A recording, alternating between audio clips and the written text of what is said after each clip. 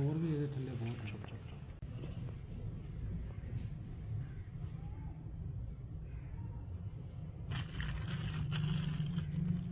ਇੱਕ ਹੀ ਨੂੰ ਪਏ ਹੋਰ ਵੀ ਬੜੇ।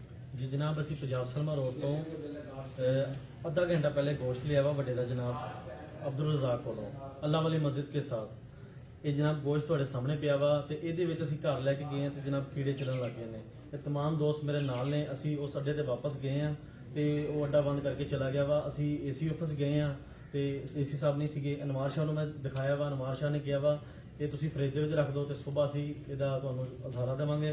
ਤੇ ਬਰਾਏ ਮਿਹਰਬਾਨੀ ਅਸੀਂ ਰਿਕਵੈਸਟ ਕਰਦੇ ਹਾਂ तमाम ਔਰ ਪ੍ਰੈਸ ਕਲੱਬ ਤੇ ਆਏ ਬੈਠੇ ਹਾਂ ਔਰ तमाम ਸਰਕਾਰੀ ਮਹਿਕਮੇ ਨੂੰ ਰਿਕਵੈਸਟ ਕਰਦੇ ਹਾਂ। ਅਸੀਂ ਇਹ ਲੈ ਕੇ ਗਏ ਹਾਂ, ਸਾਨੂੰ ਪਤਾ ਚੱਲਿਆ ਵਾ, ਪਤਾ ਨਹੀਂ ਸਵੇਰ ਦੇ ਕਿੰਨੀ ਕੁ ਆਵਾਮ ਲੈ ਕੇ ਗਈ ਹੋਏਗੀ ਤੇ ਜਿਨ੍ਹਾਂ ਨੇ ਖਾਦਾ ਹੋਣਾ ਵਾ। ਤੇ ਜਨਾਬ ਬਰਾਏ ਮਿਹਰਬਾਨੀ ਅਸੀਂ ਪ੍ਰੈਸ ਕਲੱਬ ਆਏ ਹਾਂ, ਸਾਨੂੰ ਇਨਸਾਫ ਦਿੱਤਾ ਜਾਵੇ। ਇਹ ਤੁਸੀਂ ਵੇਖ ਸਕਦੇ ਹੋ ਇਹਦੇ ਵਿੱਚ ਕੀੜੇ ਚੱਲਦੇ ਪਏ ਨੇ ਜਨਾਬ ਔਰ ਸਮੈਲ ਬਹੁਤ ਹੀ ਗੰਦੀ ਜ਼ਿਆਦਾ ਸਮੈਲ ਆ ਰਹੀ ਹੈ।